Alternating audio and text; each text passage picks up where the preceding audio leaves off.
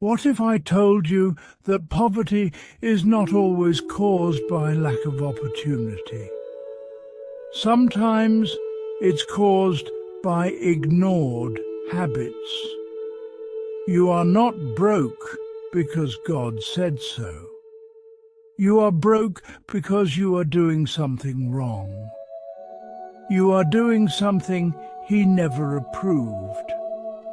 And one of these habits is so simple. Most people dismiss it, yet it changes financial destiny. Many believers feel trapped. They pray, work harder than others, stay committed, yet nothing shifts. Income rises, then disappears. Years pass, frustration grows. But Scripture never promised prosperity without responsibility. Proverbs chapter 10 verse 4 says, "Lazy hands make for poverty, but diligent hands bring wealth." And in Ecclesiastes chapter 11 verse 6 it says, "Sow your seed in the morning, for you do not know which will succeed." That is diversification language, thousands of years old. Habit number 1, consistent work discipline.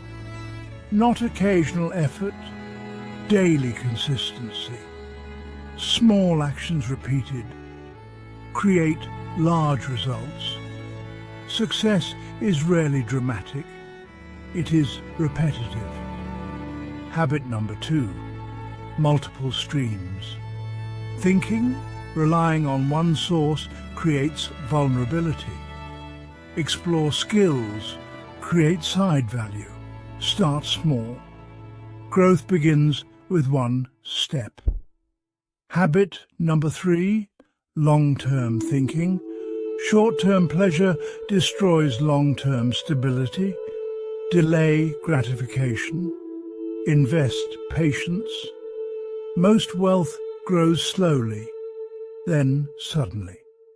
Here is the truth many ignore.